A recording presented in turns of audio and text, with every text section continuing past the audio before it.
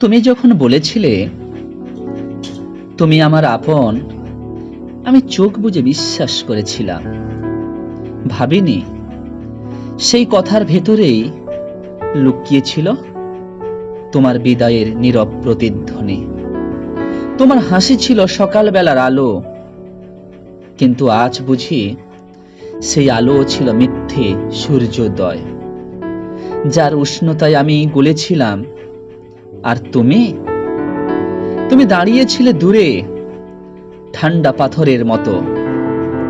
তোমার প্রতিটি স্পর্শে আমি খুঁজেছিলাম চিরন্তনতা, আর তুমি খুঁজেছিলে অভিনয়ের সঠিক ছন্দ।